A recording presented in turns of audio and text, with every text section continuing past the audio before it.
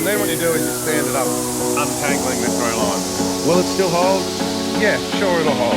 Here we are with the 395. The best pruning tree is no prune. We're live. I've got to get the fucking haircut.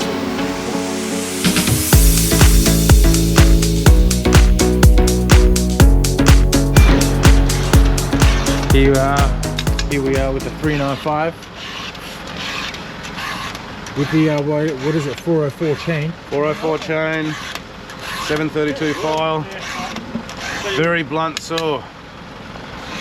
Whose fault was that? Someone hit it into the dirt or a rock or something.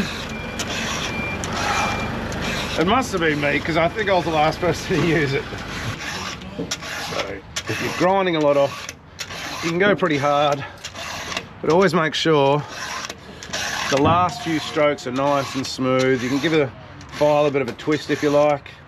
It just kind of hones the edge so it stays sharper for a bit longer. You never want to be grinding and then just leave it.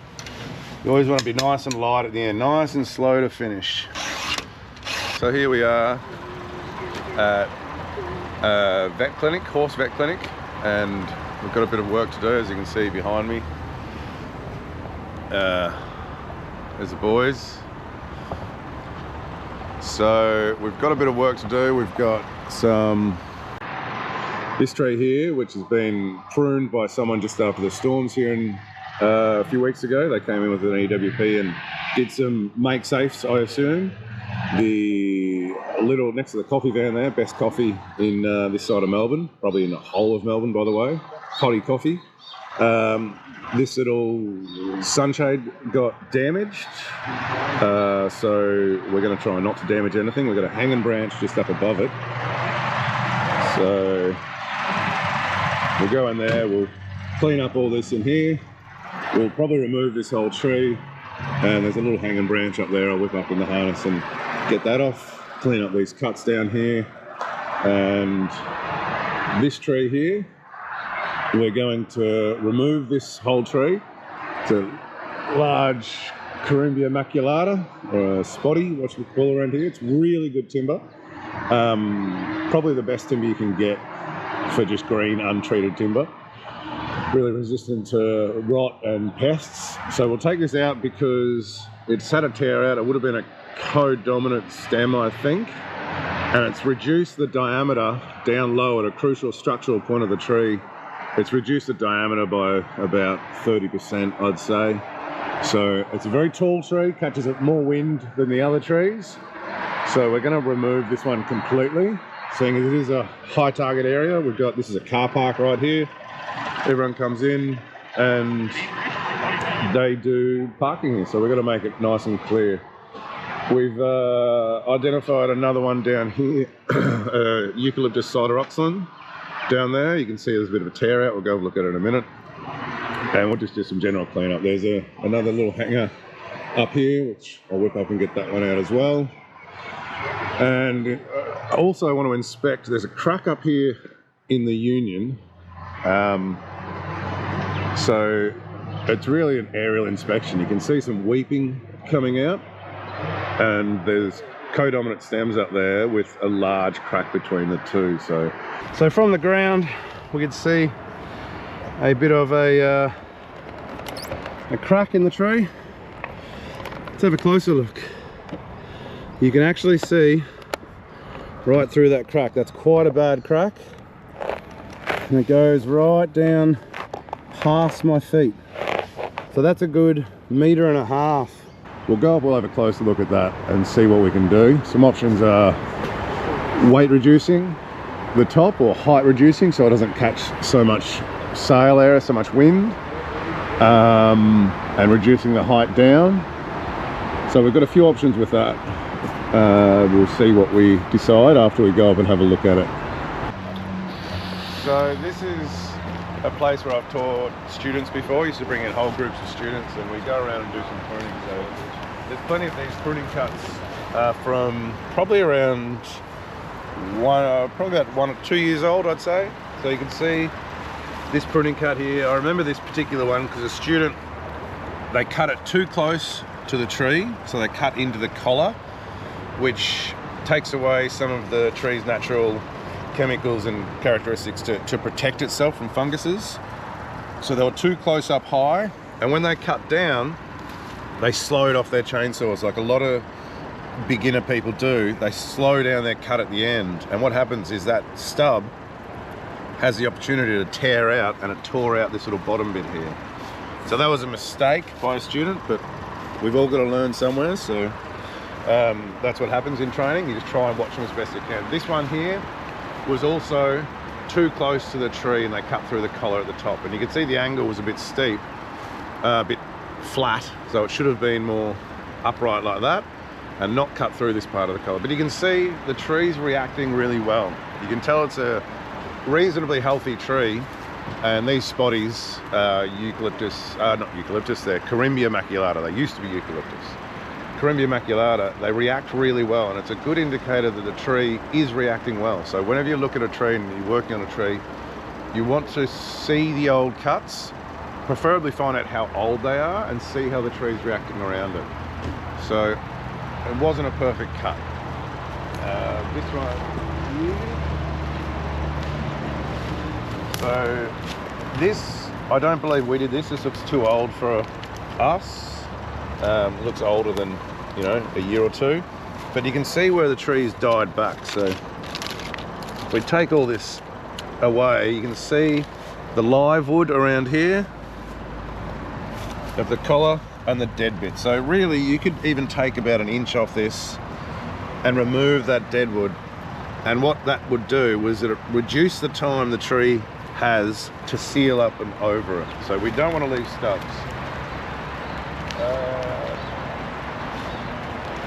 This.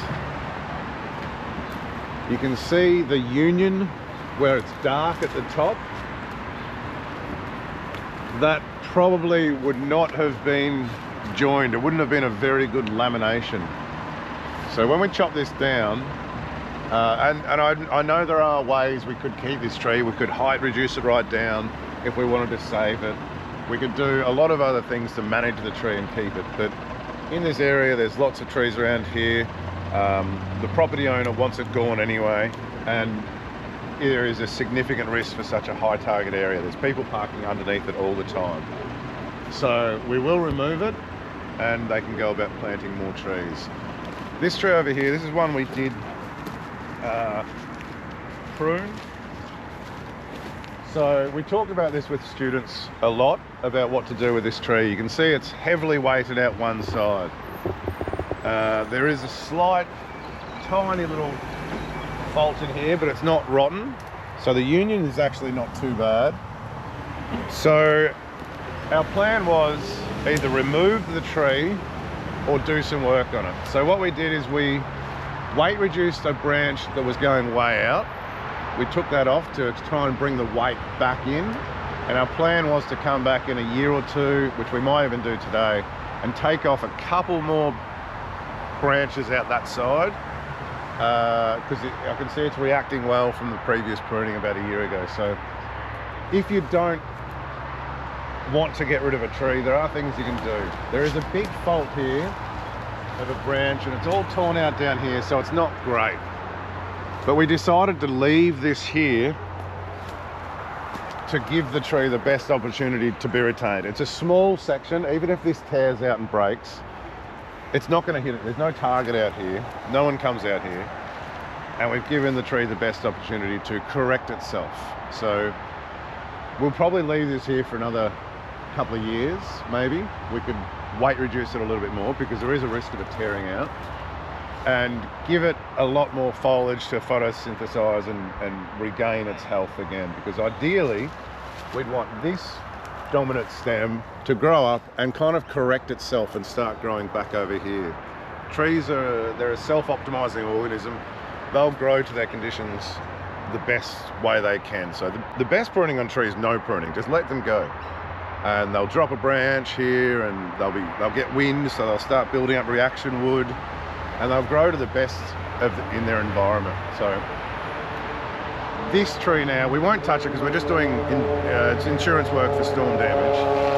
But I could bring students back here, and we could go up and we could height reduce this leader again and leave the branches on this limb, leave the branches that are growing back to weight itself more correctly, and maybe remove some of the branches going that way to formative prune and steer the tree back into a better position. But ultimately the tree's terrible, it's shagged, okay? It's not great, but it's not gonna kill anyone. It looks good, and we want to avoid just removing all trees. If you just see a fault in a tree and you say, oh, it's gotta be removed, that's not the way to think about trees. We wanna preserve them, we wanna save them, and basically there's a lot of value on trees. The value in this tree is aesthetics. It looks nice. It provides a little bit of shade out here, it provides a bit of cooling. There's other value you put on trees. There's heritage trees. You'll find whole paddocks and acres out here that are old Aboriginal female birthing grounds, and all those trees are significant. The cities themselves, they put a huge value on trees now because of the urban cooling effect, urban heating effect. So there's lots of value on trees, so you don't want to just remove them for no reason. So we've put a plan into place. It's not a great plan, it doesn't look great, but I mean, what's the option? The option is cutting it down and planting a new tree, or not planting a new tree. So we decided to try and keep this one. We will remove this tree, okay? It's solid. If you do an inspection of the ground, it's solid in the ground. It's a nice solid trunk. It's been hit by a machine, obviously. However, the storm damage was just taken out that top leader. Someone's already cut that out previous to us. But what we've got now is kind of an unbalanced tree. And we've got this leader heading up here, which, fair enough, it's protected by the wind, by everything else, but it's essentially kind of a lion's tail effect. So a long, skinny, with fluff on the end, wobbles like a lion's tail. So now the main branch has gone, main leader is gone, it kind of opens this tree up to a bit of wind, and this little one protecting it here is in the decline. It's declining. It's got some dead wood, dead branches, and the leaf dieback is significant up there, so that'll probably die on its own. And this one here, again, with a high target area, you really want to consider, if it fails, who will it hit, what will it break? And you can do the calculations on how much value the tree has and how much effort you want to put into the tree. But with this car park here, coffee area, seating area, these limbs are now exposed to more wind, and we're just going to remove it. Okay, so 1, 2 will go, and we'll advise the client to plant a couple more. All right, yeah. So this uke here, this Corymbia, sorry, here, we're going to drop. We're going to put a rope in the top, we're going to drop it out this way. We want to see how tall it is and where it's going to land. So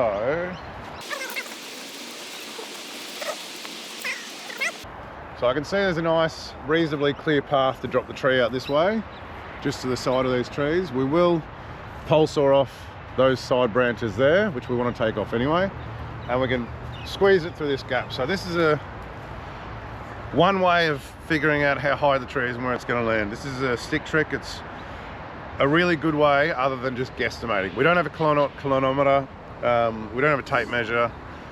Learn how big your steps are to count the meters.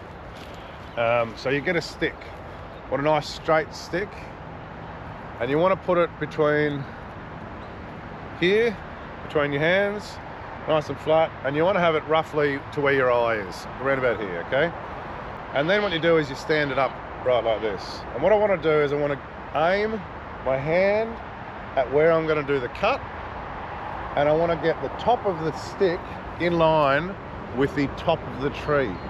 Okay, we'll see how close it is. Sometimes it's really good, sometimes it's not that great, but I reckon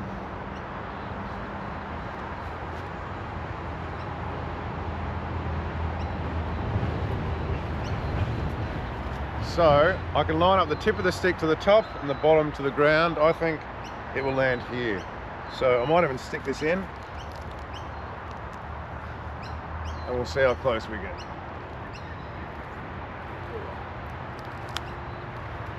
So I'll leave that there, and hopefully the tip will land on this. We'll see how we go.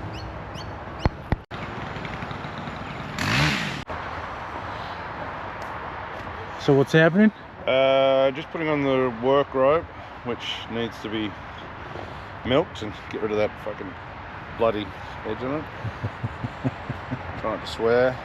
It's a hard life when you're trying not to swear. I'm just leaving the bag on because, well, I'm lazy, I don't want to have to retie it on, but also it helps it come down a bit. Throw lining, there should be a whole week-long course on how to manage throw cubes and lines. I do go out from time to time with groups of students and you try and train them how to climb and you spend a whole week untangling their throw lines. Any arborists out there will know what I'm talking about, any climber. Don't let the apprentices touch your throw cube. Always be careful with the throw line and wrap it around. More times than you think you need, because if it runs, it burns your fingers. So pull it up to the point of where it gets stuck, which is here, and I want to give it a real violent little yank. And there we go, the rope goes through. So we're good. So we're in my throw cube. I like this string, it's real thin, it gets caught on a lot of stuff, but it throws pretty good. Got two different size bags in my kit, a 10 ounce and a 14 ounce. They're generally pretty good for most things. The 10 ounce won't run very good on like your messmates, your real thick bark, your rough barks, but it throws a bit further. Whereas your 14 ounce is pretty good for throwing and it runs reasonably well. I wouldn't mind having a 16 ounce. 8 ounces I find are just too small. 8 ounces barely run. So I don't mind the 10 and the 14. I wouldn't mind having a 16 ounce as well, just for those really, really sticky bark trees. And this throw line, it's very thin and smooth. I really like it. Tangles up real quick though. So if you manage it well, it's fine. As soon as you let a student or an apprentice touch it, you spend a whole day untangling it. So a couple of ways to tie this on. What you can do is just, you know, tie a knot and leave a permanent knot. I don't like it myself, but this is what a lot of people do. They tie a bow line or a figure eight and they just leave a knot in. That's bigger than what it normally would be. And they feed it through the ring and they drop the ball through it and it girth hitches on. Really good, you can take it off and put it on quite easy, but in the past I've had trouble with just this tiny little knot, that's a lot bigger than what it normally would be, getting stuck. So I just don't like it. I like tying a knot in it. If I get a knot somewhere mid-line, I'll cut the throw line and get rid of it. So personally I don't like a knot in it, each to their own, do whatever you want.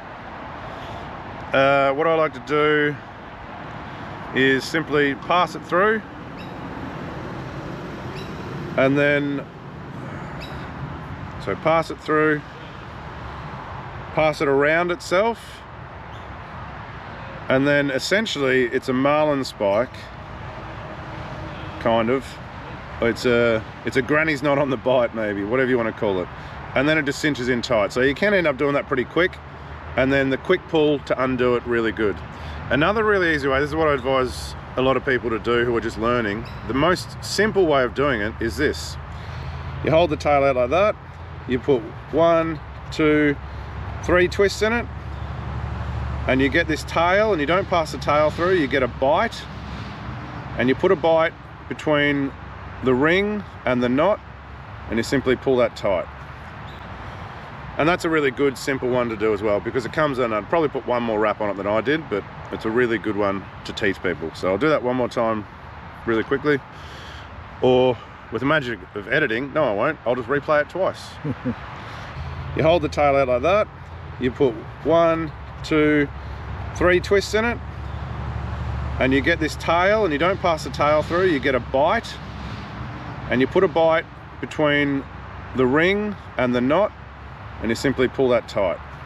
So I'm just gonna put it on the way I like it, which is around like this, pull it through, done, put it back in the bag, and then carefully feed this all back in the bag. And how do you feed it? Over the neck, unless it burns your neck. So we want to pull this tree over. We're going to use wedges. To be honest, you could wedge this tree over, but there's people around here, there's a risk, there's a coffee van there, there's lots of things going on. So we're not just going to wedge it. If I was out in the bush, this would wedge over really easily. But put a rope in it. If there is any doubt, there is no doubt. So if you can put a rope in it, put a rope in it. A couple of ways we can do it. We can send the rope up over a branch like we've done, bring the tail down like this, and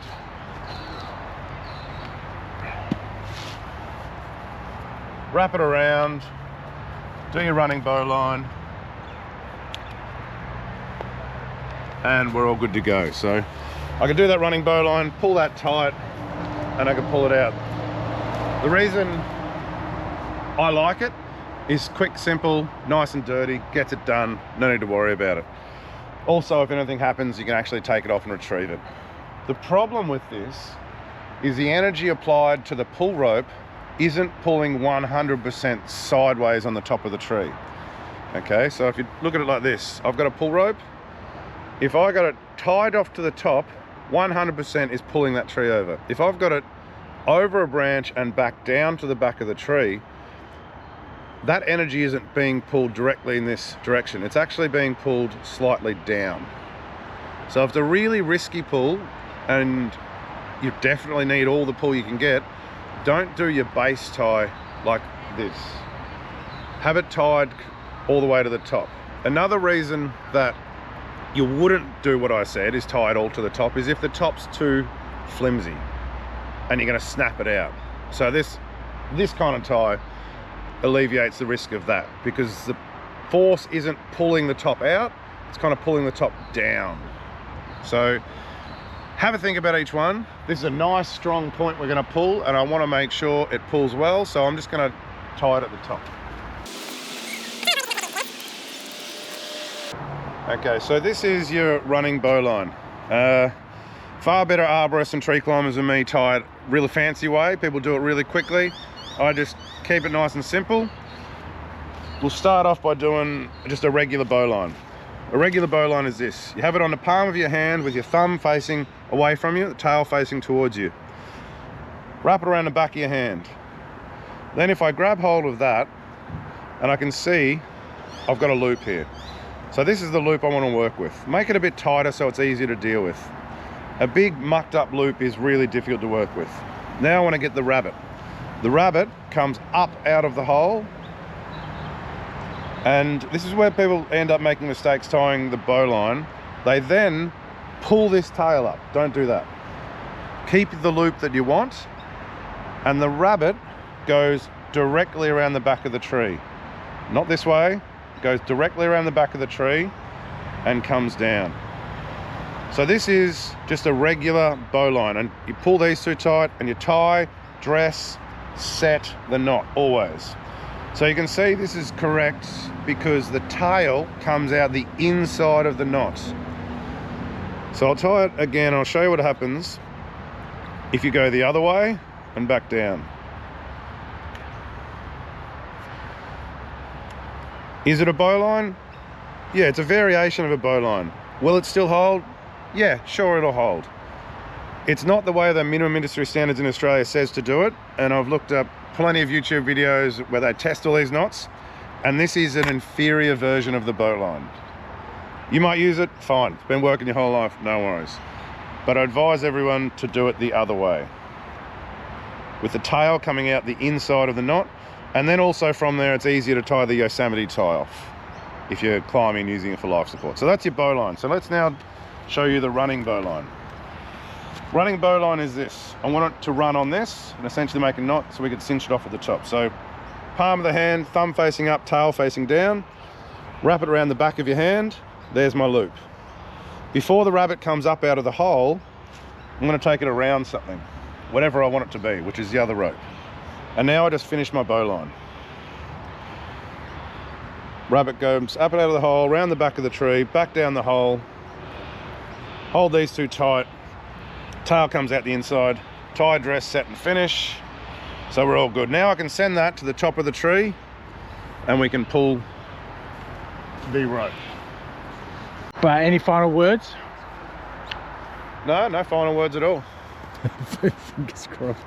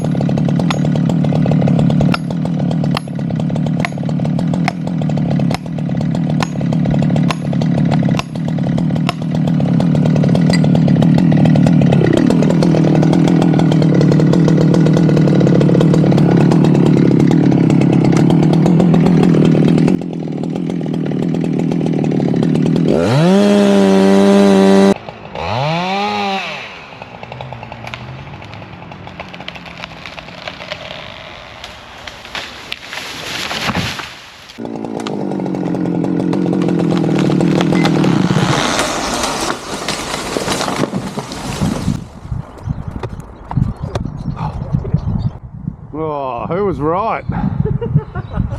Quinton's right on the money. That was nice.